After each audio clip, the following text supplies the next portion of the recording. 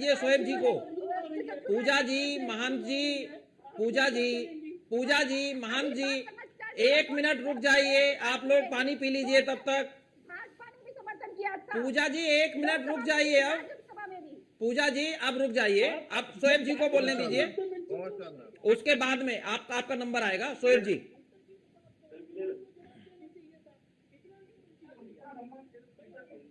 शुएब सिद्दीकी जी को आवाज आ रही हो? शुएब सिद्दीकी जी जी बताइए। बताना आपको है शुएब जी, मुद्दा आपके सामने है। देखिए अर्चना जी, ऐसा है कि मेरी गुजारिश आपसे है जी, जब डिबेट शुरू करिए, देखिए आधा घंटा हो गया, उसके बाद आपने मुझे जोड़ा।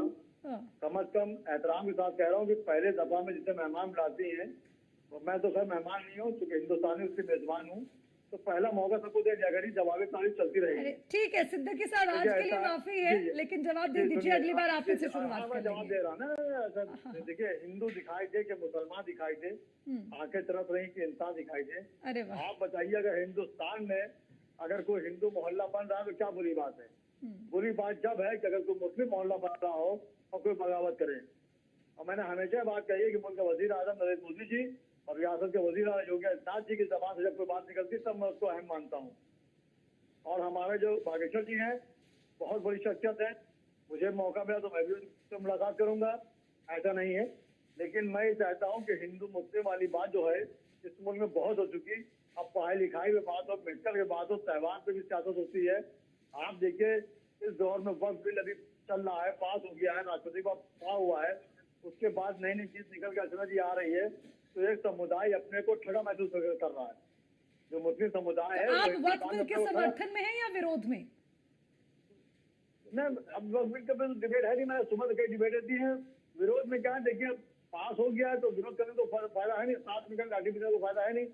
मतलब आप कानून मानेंगे? क्योंकि ओवैसी साहब ने तो बिल फाड़ ही दिया, वो कहते हैं कि हमें कानून मानेंगे ही नहीं। देखिए अर्जुन, बात समझ लिये, मूल चलता संविधान से और संविधान के बाद चलता शासनादेश से अध्यादेश। जो अध्यादेश चलाता है उसको मैं नहीं मानता हूँ, मैं संविधान को मानता हूँ, उसके बाद शासनादेश मानता हूँ। अगर शोएब सिद्दीकी अध्यादेश चलाए, कानून को मानते हैं कि नहीं शोएब जी? मानता हूँ कानून, क्यों नहीं मानता हूँ कानून को भाई? चलिए मैं कानून फॉलो करता हूँ, मैं कानून मतलब अर्चना मेरी गुजारिश ये रहेगी कि कोई इस तरह की सियासत ना करे। ये मुल्क गंगा जमने की मिसाल है, ये पहला मुल्क और आखिरी मुल्क है जहाँ पे औरतों को देवी का दर्जा दिया गया है। अच्छा, बाबा बागेश्वर जी जो कह रहे हैं, आप उसके समर्थन में हैं क्या? उनकी विचारधारा का आप भी सम्मान करते हैं? देखिए समर्थन वाली बात नहीं, उन्होंने अपनी ख्वाहिश रखी है, लोकतंत्र अपनी बात कहने राइट है।